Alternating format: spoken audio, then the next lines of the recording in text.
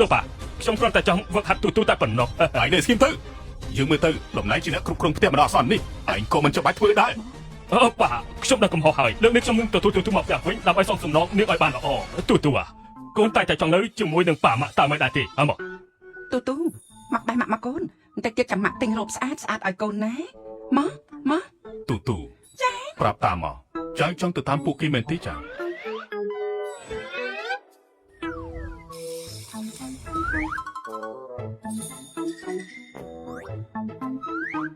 ៉ាម៉ាក់មិនស្លាញ់ទូទៀតទេទូចង់ដោប៉ាហើយដោប៉ាពូតើ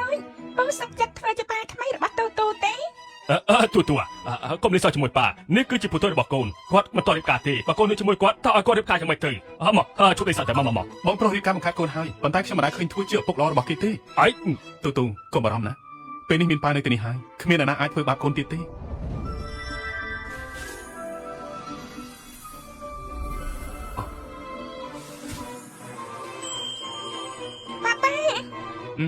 ប៉ាលឹងជាអត់ទាន់រៀបការតាមច្បាប់ទេមិនយ៉ាងអញចាំកូនបាន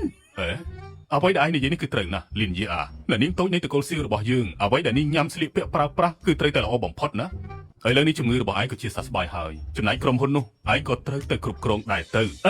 មិនបាត់ទេប៉ាតកូលសាពួយជើងរកស៊ីខាវត្ថុបុរាណអូនទី2ពីការជើងនៃពីការភ្នាក់រយៈពេល5ឆ្នាំហើយច្បាស់ជាការវាយតម្លៃរបស់គេប្រកាសជាធ្លាក់ចុះបើឲ្យគេទៅវាយតម្លៃប្រកាសជាខាត់ប៉ងធ្ងន់ធ្ងរជាមិនខានប៉ាអ្វីទៅវាយតម្លៃវត្ថុបុរាណវាយតម្លៃវត្ថុបុរាណគឺសម្គាល់មើលថាតើរបស់នោះពិតឬក៏คล้ายថ្លៃឬថោកប៉ាវត្ថុបុរាណដ៏មានតម្លៃគឺកាន់តែភ្លឺហើយនេះតើភ្នែករបស់ទូមានអ្វីពិសេសមែនទេបាទថ្ងៃស្អែកពូជើងនាំគ្នាទៅការវាយតម្លៃវត្ថុបុរាណពូជើងប្រកួតប្រជែងគ្នាដោយភ្នែកបើប្អូនទី2ចាញ់គួរតែជប់ពាក់ព័ន្ធជាមួយតកូលសៅឬតកូលសៅទោះខ្ញុំជាអ្នកចាត់ការបានប៉ុន្តែបើសិនជាខ្ញុំឈ្នះបងប្រុសមិនត្រឹមតែប្រគល់សិទ្ធិគ្រប់គ្រងក្រុមហ៊ុនសាខាទាំងនោះទេថែមទាំងត្រូវសុំទោសទូចំពោះទង្វើ5ឆ្នាំមកនេះហើយយើងសុំទោសកូនស្រីដែលមិនស្អប់មកម្នាក់សាលីជីឯងពិតជាចង់បះបោមែនបានហើយរឿងនេះសម្រេចហើយធ្វើទៅតាមនឹងចុះប៉ាពិតជាមិនអាចចាញ់ទេ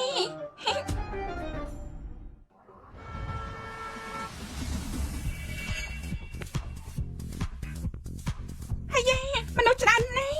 លោកម្ចាស់ទី2តកូលសៅមិនមែនពីការជើងពីការភ្នែកអស់រយៈពេល5ឆ្នាំដោយសារគ្រោះថ្នាក់ចរាចរណ៍ទេមិនក៏លើនេះជាសះស្បើយហើយជាសះស្បើយហើយតែយ៉ាងម៉េច5ឆ្នាំមកនេះលោកម្ចាស់ធំតកូលសៅគឺជាអ្នកគ្រប់គ្រងទៅហើយគេចង់ងើបឡើងវិញគឺមិនមែនជារឿងងាយស្រួលទេលោកភ្លេចហើយលោកម្ចាស់ទី2តកូលសៅនៅការនោះហៅថាភ្នែកមាសនៅក្នុងវិស័យវត្ថុបុរាណលោកម្ចាស់ធំមិនអាចប្រៀបបាននោះទេរឿងនេះមិនទាន់ដឹងថាអ្នកណាឈ្នះអ្នកណាចាញ់នៅឡើយទេលោកប្តីប្អូនទី2ពីការទេស្រាប់តែដល់ពេលសំខាន់ដែលត្រូវឡើងស្នងត្រកូលស្រាប់តែជាសះស្បើយ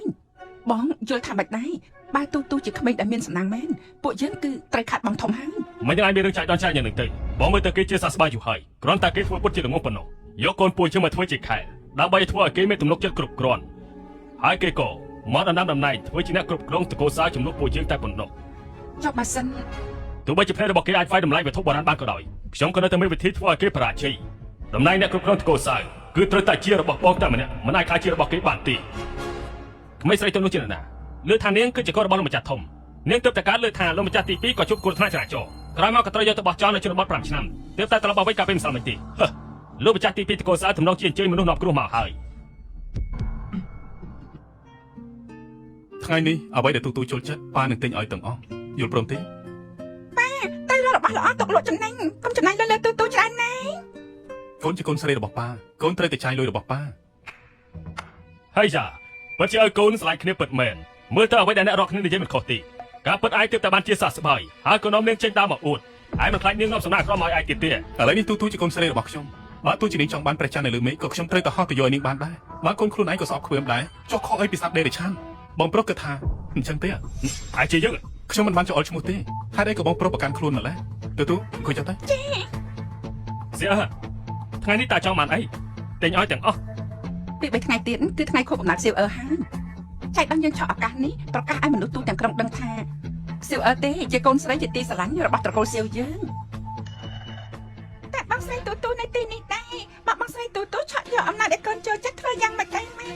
កុំបារម្ភប៉ាមានលុយច្រើនជាងពូតូចថ្ងៃនេះអ្វីដែលឯងចង់បានប៉ាទៅដាំយកមកឲ្យឯងបានមែនទេប៉ាមែនហើយសៀវអឺទេដែលជាតារាសំណាងក្នុងផ្ទះរបស់ពួកយើង